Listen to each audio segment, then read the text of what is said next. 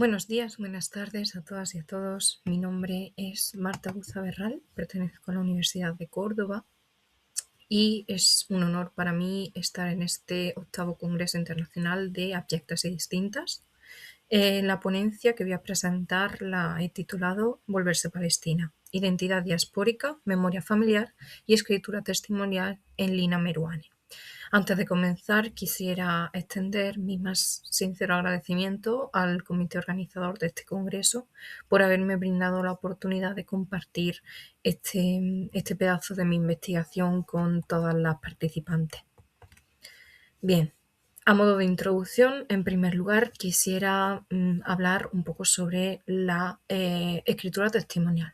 La escritura testimonial es un género naciente en el que las autoras, los autores lo que hacen no es ficción, sino que cuentan sus propias experiencias. La relevancia de este tipo de escritura y ensayística dentro de la diáspora palestina en los estudios culturales, literarios contemporáneos es máxima. Dentro de este género encontramos el libro Volverse Palestina, publicado en el año 2015 por la autora chilena de ascendencia palestina, Lina Meruane. Este texto se trata de un producto híbrido, ya que mezcla la crónica de viaje de la autora a Palestina con ensayo político y de opinión sobre la diáspora y el conflicto palestino-israelí y la memoria familiar a través de la experiencia de la propia autora y del relato que ella recibe tanto de su padre como de su abuelo. La obra cuestiona los relatos nacionales hegemónicos israelíes y las nociones esencialistas de la identidad.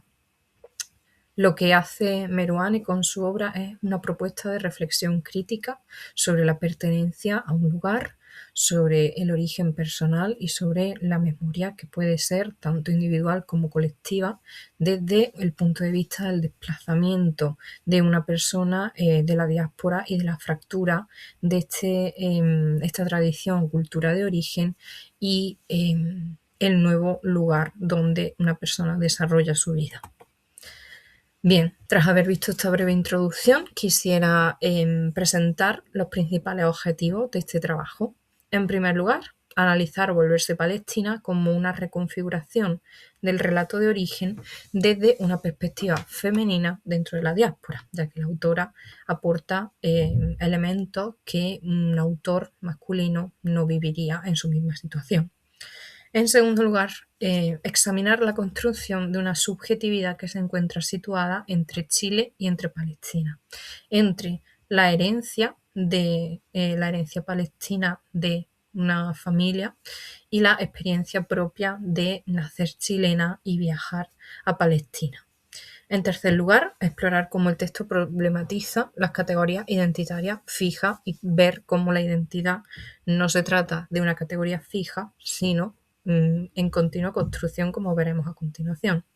Y por último, analizaremos tres ejes centrales dentro del libro: el regreso y la memoria heredada, regreso a Palestina, la frontera y los puntos de control como experiencia corporal y política, y por último, el lenguaje como espacio de disputa simbólica. Bien, comencemos con una breve introducción teórica a ciertos conceptos que resultan clave para este análisis.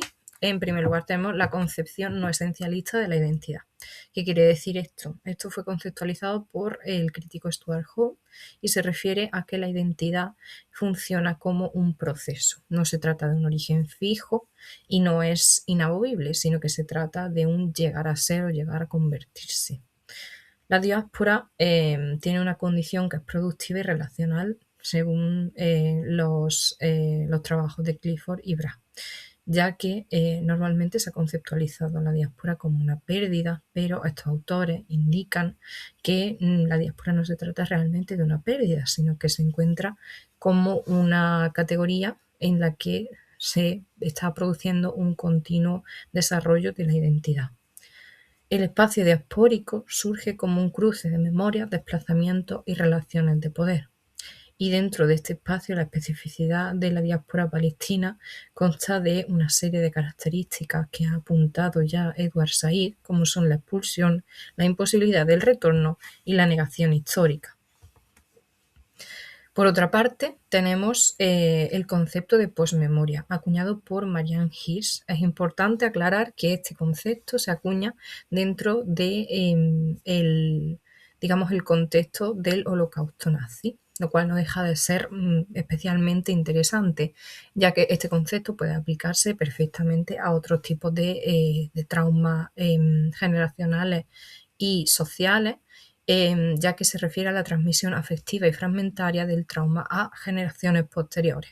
Se puede aplicar perfectamente al caso de Palestina. Por otra parte, la memoria cultural funciona como una práctica social y es un campo de continua disputa, según autores como Jan y Alida Asman. El lenguaje, por último, funciona como una suerte de tecnología de poder, siguiendo los preceptos de Foucault, que apunta cómo la producción discursiva de sujetos y exclusiones funciona como, al final, un entramado de poder.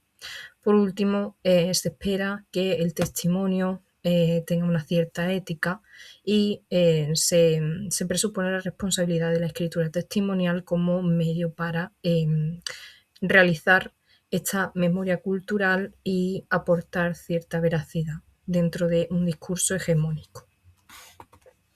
Bien, pasemos ahora a analizar el libro como tal, la obra. En primer lugar, quisiera hablar sobre el regreso prestado. El regreso de la autora a Palestina se plantea como una experiencia que resulta en parte imposible y que está además mediada. No aparece como un lugar de memoria directa. Palestina es más bien una herencia fragmentaria que la autora recibe a través de la experiencia de su padre como niño y de su abuelo principalmente, que fue quien realmente vivió tanto su infancia como parte de su adultez en Palestina. La identidad, por tanto, de la autora se construye desde la ausencia y la narración. Y cito: no sería un volver, sino apenas un visitar una tierra en la que nunca estuve. El retorno, por tanto, se formula como un gesto vicario. Y cito: un volver en el lugar de otro, de mi abuelo, de mi padre. El segundo punto que quiero tratar en esta ponencia es la herencia, la posmemoria y los nombres. La memoria familiar se presenta como algo inestable y algo que ha sido erosionado por el tiempo. La transmisión del pasado ocurre a través de relatos puramente fragmentarios. Y cito: la recapitulación del pasado se ha vuelto dudosa incluso para mi padre. Además, existe una cierta oscilación en los nombres propios. Por ejemplo, su abuelo en Chile es conocido como Salvador. Sin embargo, su nombre real en árabe es Isa. Isa se traduciría como Jesús, sin embargo, le han nombrado Salvador allí. Es una especie de traducción forzada que implica una pérdida irreparable dentro de la identidad de una persona. El siguiente punto que quisiera tratar es la frontera y la producción del cuerpo palestino. Las fronteras dentro de la obra funcionan como un dispositivo de control y un lugar donde se ejerce una cierta violencia institucional. La identidad palestina se impone a través de la sospecha y del interrogatorio. De hecho, la narradora Meruane reconoce una identidad que ella no había sentido hasta ese momento y es una identidad que ha sido producida por el poder. Y cito: en las horas que pasé con los tiras fui más palestina que en mis últimos 40 años de existencia. El cuerpo, dentro de este contexto, se convierte en un objeto de lectura política también. Y cito: una etiquetita roja certifica mi alta peligrosidad. La autora se refiere en este pasaje a una etiqueta que identifica su pasaporte como una persona de ascendencia palestina y chilena. Además, quisiera hablar sobre género, visibilidad y vulnerabilidad dentro de esta obra. El cuerpo femenino ocupa un lugar central en esta experiencia que hemos hablado de control. La identidad se negocia mediante signos visibles y lecturas ajenas. Un gesto mínimo puede revelar la exposición del cuerpo. Por ejemplo, enredo el pañuelo alrededor de mi cabeza. La autora lleva a cabo este gesto en cierto punto de la novela para que no, dentro del territorio palestino, no la confundan con una persona israelí.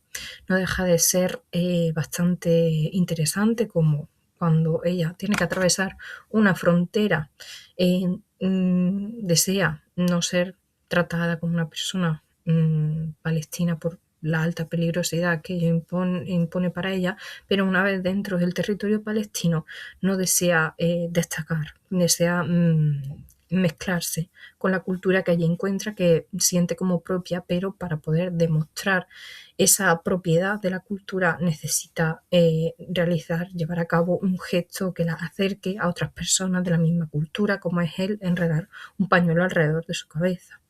La neutralidad corporal, por tanto, se vuelve imposible en el espacio de conflicto. Por último, el último punto que quisiera tratar es lenguaje, nombrar y resistencia. El conflicto se libra también en el plano del lenguaje, y nombrar equivale a tomar una posición política. El ejemplo de un político israelí que aparece diciendo palestino en vez de árabe en una entrevista. La existencia palestina es totalmente borrada por las personas israelíes, que normalmente usan la palabra árabe para referirse a las personas palestinas, de manera que si no se nombra algo, se pretende que ese algo no exista. Por tanto, la violencia comienza en las palabras. Y cito: a la violencia la precede su formulación verbal. La memoria, por tanto, se vuelve subversiva. Está prohibido nombrar la Nakba, y sin embargo, la Nakba es un hecho histórico que sucede. Cuando se nombra, se está llevando a cabo también un acto político de resistencia. Bien, ahora quisiera resumir las conclusiones a las que se ha llegado a lo largo del análisis de esta obra. En primer lugar, volverse palestina desestabiliza los relatos tradicionales de origen e identidad. En segundo lugar, la identidad palestina aparece como un proceso que es inestable, impuesto y negociado. El regreso funciona como un horizonte ético y no como un destino realmente alcanzable. El lenguaje y la escritura se configuran como espacios de resistencia, y finalmente la obra mantiene abierta la memoria como una forma de responsabilidad política. Aquí pueden ver la bibliografía que se ha empleado para esta investigación, y si tienen cualquier duda, pregunta o quieren realizarme un comentario, pueden escribirme a mi dirección institucional de correo. Es l02agbem@uco.es, y estaré encantada de responder cualquier cuestión que puedan dirigirme. Y sin más, agradezco inmensamente su atención y les deseo que disfruten de este congreso.